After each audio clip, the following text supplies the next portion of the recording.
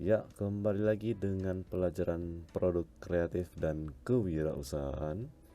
Ya, hari ini kita akan melanjutkan materi kita yang kemarin, ya, masih dengan segmentasi pasar, ya. Nah, ini masih menjadi bagian dari bab 4, ya, yaitu pemasaran produk. Nah, kemarin kita sudah membahas tentang apa itu segmentasi pasar dan tujuannya, ya. Nah, hari ini akan kita lanjutkan materinya, yaitu syarat segmentasi pasar, ya.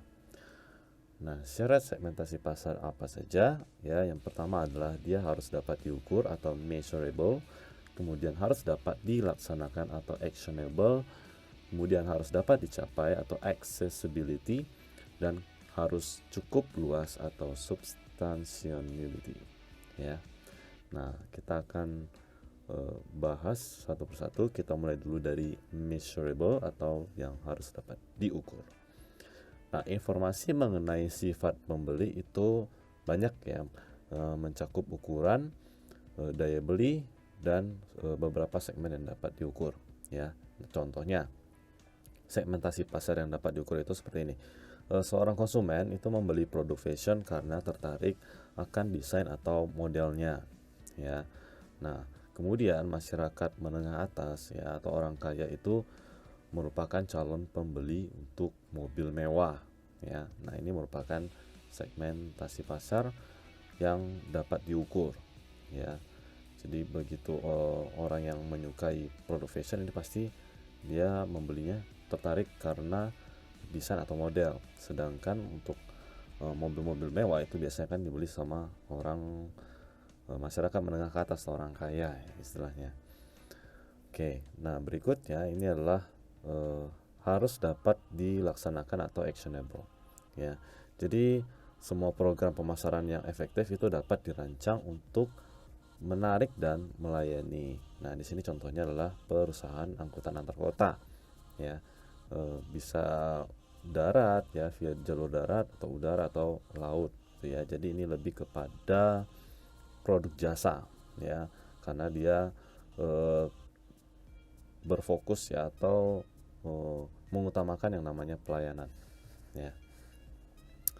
Kemudian, nah, harus dapat dicapai atau accessibility, ya. Dengan segmentasi pasar yang telah dibuat oleh perusahaan, ini bisa dijadikan sebagai pasar sasaran atau target market, ya. Contohnya seperti ini, bisnis di bidang fashion untuk anak, ya. Nah, jadi target pasarnya akan seperti ini. Dimulai dulu dari produk yang dijual, ya. Kita akan menjual pakaian anak-anak nih, ya. Kemudian dia akan dijual secara online. Nah, target lokasinya, ya. Target lokasinya tentu saja dia akan mencari kota-kota besar, ya, seperti Jakarta, Bandung, Semarang, ya, atau kota-kota besar di Pulau Jawa dan di Sumatera, ya, atau pulau-pulau lainnya, ya, yang bisa dijangkau oleh kurir pengiriman barang, ya, maksimal dalam 4 hari, ya. Kalau kurir online itu maksimalnya biasanya sampai 4 hari, ya, paling lama. Nah, kemudian menurut target demografi atau gambaran pelanggan, ya, untuk baju anak-anak tadi nih, ya, perempuan yang telah menikah, ya, usianya antara 25 sampai 35 tahun, ya. Kemungkinan dia memiliki anak dan memiliki penghasilan keluarga di atas 4 juta per bulan, ya. Jadi ini merupakan target demografi atau penggambaran untuk pelanggannya. Nah, kemudian ada juga karakteristik psikologis pelanggan, ya. Jadi pelanggannya itu tentu dia bisa setidaknya menggunakan komputer, ya, atau internet, ya, sosial media, kemudian email. Kemudian dia juga mengikuti yang namanya tren fashion anak, ya, sampai dia hobi membaca majalah kesehatan anak. Nah, ini merupakan segmentasi pasar yang dilihat dari target pasar, gitu ya. Nah, seperti tadi mulai dari produk yang dijual, kemudian target lokasi, target demografi, sampai karakteristik psikologis si pelanggan. Berikutnya, nah, harus cukup luas atau substansial, ya. Jadi pasar yang homogen atau yang berbeda jenis atau berbeda karakter itu harus cukup luas, ya, karena dapat menguntungkan perusahaan ketika kelompok pasar tersebut dilayani oleh perusahaan, ya. Nah, itu dia substansial. Oke, kita lanjut. ke bagian manfaat dan kelemahan segmentasi. Ya, tentu saja dia punya manfaat serta kelemahannya. Nah, kita mulai dari manfaat dulu. Yang pertama adalah menyalurkan uang dan usaha ke pasar potensial yang paling menguntungkan, ya, karena dia bisa melihat pasar mana sih yang ramai atau sepi, ya, maka itu di sini merupakan salah satu manfaatnya. Jadi dia bisa melihat, oh, pasar yang ramai, maka dia akan mendapatkan keuntungan di sana. Nah, kemudian manfaat berikutnya adalah merencanakan produk yang dapat memenuhi permintaan pasar, ya. Kemudian menentukan cara-cara promosi yang lebih tepat bagi perusahaan, ya. Dan kemudian memilih media advertising atau periklanan, ya, yang lebih baik dan menemukan bagaimana mengalokasikannya secara baik pula, ya. Jadi media periklanan itu termasuk yang paling mempengaruhi, ya, dalam segmentasi pasar. Kemudian ada lagi mengatur waktu yang sebaik-baiknya dalam promosi, ya.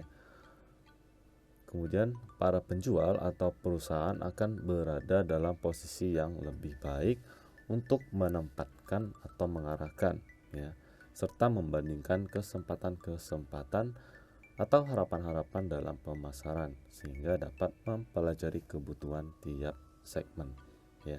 Jadi ini lebih kepada evaluasi, ya, istilahnya. Jadi dia bisa mencari posisi yang lebih baik, ya, untuk mendapatkan pemasaran yang baik pula, ya, di setiap segmennya.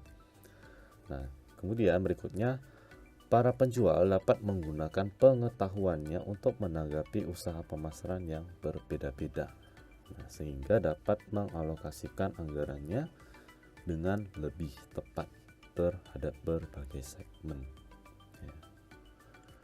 Nah, kemudian penjual dapat mengatur lebih baik produknya, ya, dengan cara pemasarannya, ya. Ini segmentasi pasar manfaatnya. Kemudian ada manfaat yang lain, ya, ini cukup banyak, tapi saya akan bacakan saja sedikit, ya. Perusahaan dapat menerapkan gagasan pemasaran dengan lebih jelas, ya. Perusahaan akan dapat mengatur produknya dengan lebih baik. Perusahaan dapat menemukan dan membandingkan kesempatan pasar. Perusahaan dapat mengelompokkan budget yang dimiliki secara tepat. Perusahaan dapat menciptakan daya tarik di bidang pemasaran. Dan perusahaan akan berada pada posisi yang tentu saja lebih baik, ya. Ini merupakan manfaat-manfaat dari segmentasi pasar. Nah, adapun kelemahannya, ya, yang pertama adalah biaya produksi akan lebih tinggi karena proses produksi itu lebih pendek, ya. Kemudian biaya penelitian atau riset itu bertambah searah dengan banyaknya macam segmen yang ditetapkan, ya. Jadi kalau segmennya itu semakin banyak, ya, otomatis biaya penelitiannya juga akan semakin tinggi, ya, akan semakin bertambah. Nah, kemudian berikutnya, biaya promosi tinggi bila sejumlah media tidak menyediakan diskon, ya, tentu saja ini akan merugikan perusahaan. Berikutnya, ada kemungkinan menghadapi pesaing yang sama, ya, tentu saja ada kemungkinannya. Dan berikutnya adalah menimbulkan persaingan yang tidak sehat untuk produk yang sama, ya. Untuk snack misalnya, ya, ini akan bersaing secara ketat, ya, karena snack itu kan tentu saja tidak hanya satu jenis, ya, tentu banyak, dan ini persaingannya sungguh tinggi, ya. Nah, kemudian ini ada dasar-dasar segmentasi pasar, ya.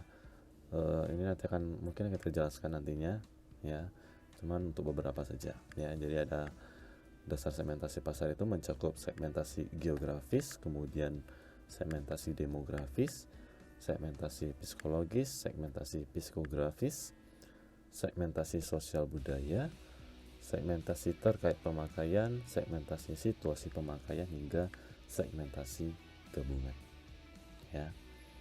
Nah, jadi untuk segmentasi pasar materinya ini, ya, Untuk materi berikutnya mungkin akan kita bahas di pertemuan selanjutnya.